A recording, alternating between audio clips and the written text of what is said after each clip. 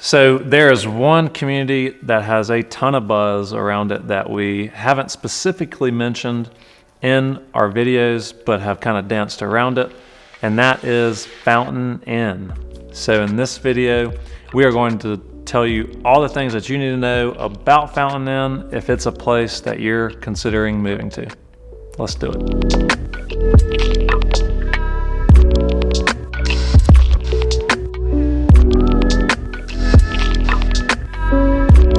As always, my name is Will Sawyer, your friend in real estate here in the upstate of South Carolina, and it's our goal with this YouTube channel that we are your #1 resource for all the things that you need to know about your relocation to the upstate.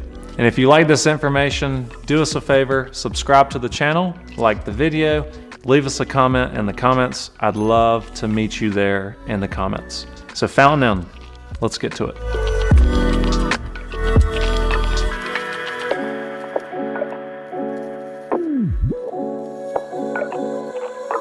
So first up, where the heck is Fountain Inn at? So Fountain Inn is southern Greenville County, just below Simpsonville. So Fountain Inn is technically as south as you can get in Greenville County.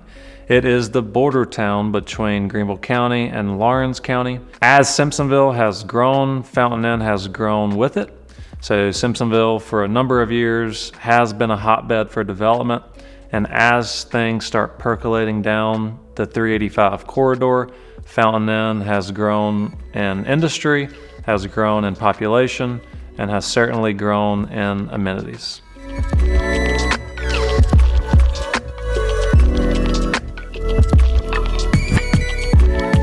Fountain Inn was founded in the late 19th century, actually on Christmas Eve.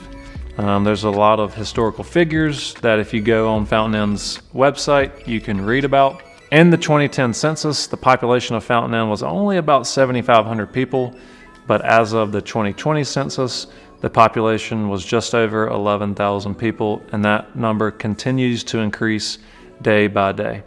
There's a lot of new construction going on in Fountain Inn, and you'll find new construction homes. You'll also find larger homes with acreage. So if you're someone that's looking for acreage, Fountain Inn might be a place for you to stick around and check out. So like I've said, Fountain Inn is one of the fastest growing areas of the upstate. As things start to come down 385, as Greenville has grown, as Malden has grown, as Simpsonville has grown, Fountain Inn is the next place. So if you want to be in the path of progress, definitely put Fountain Inn on your radar. As Greenville and the entire upstate grows, places like Fountain Inn on the fringes of the county are going to continue to increase in population, and real estate values there are certainly going to increase as well.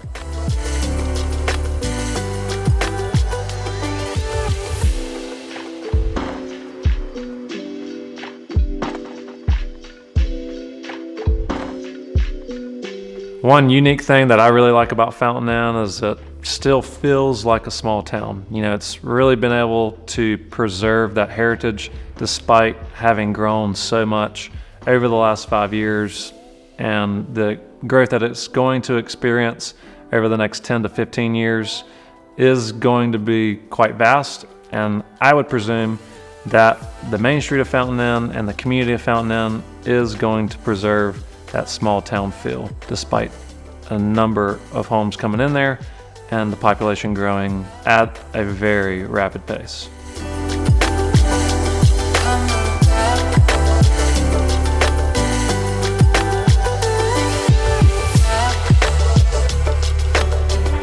So you might be asking yourself, why the heck would people move to Fountain Inn? Well, let's talk about it. Number one being Fountain Inn High School. So this is one of the newer high schools in the county, and it's got quite the buzz around it. So you have a lot of people who are conscious about schools moving into Fountain Inn so that their kids can be zoned for Fountain Inn High School. Another school worth noting is Rudolph Gordon Elementary School, which is also a newer school, and you have families and folks who are conscious about where they're living due to school zones, moving into Fountain Inn so that their younger kids can go to Rudolph Gordon as well. Another reason someone would move to Fountain Inn is quick access to Interstate 85.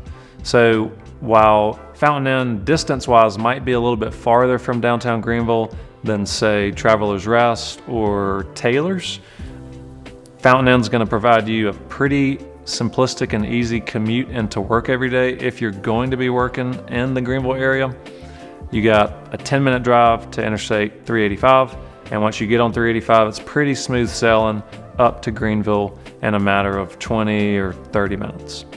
Another reason folks would consider moving to Fountain Inn is peace and quiet after work. So like we've mentioned, Fountain Inn is still a small town. It's relatively quiet.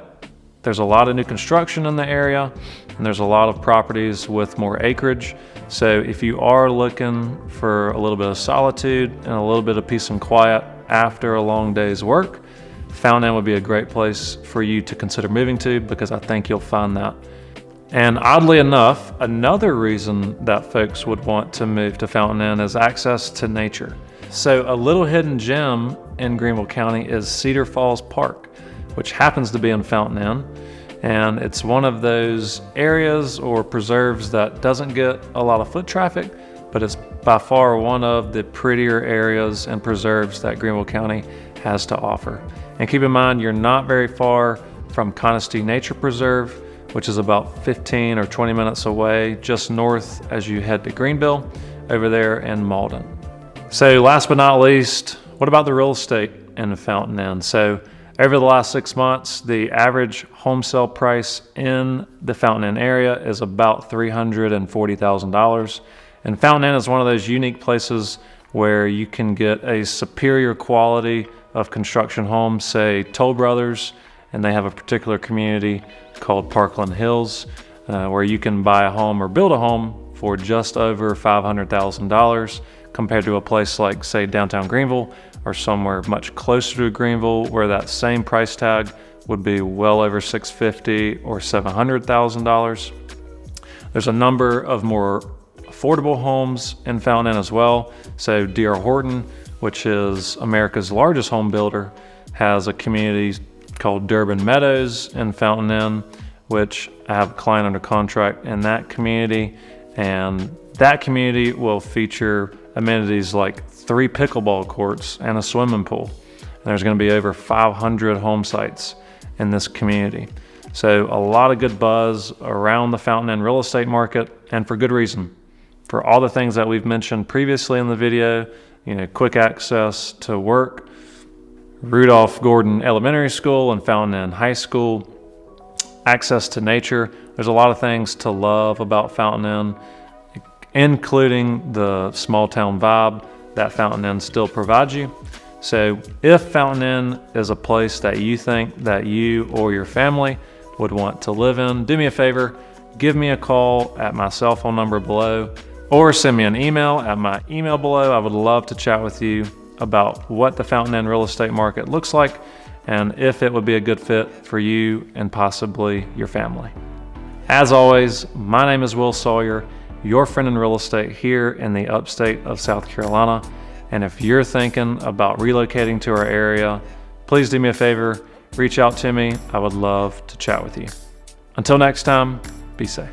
Well, this video is going to be about Greenville County, the upstate of South Carolina. Great thing to do and easily in the evening.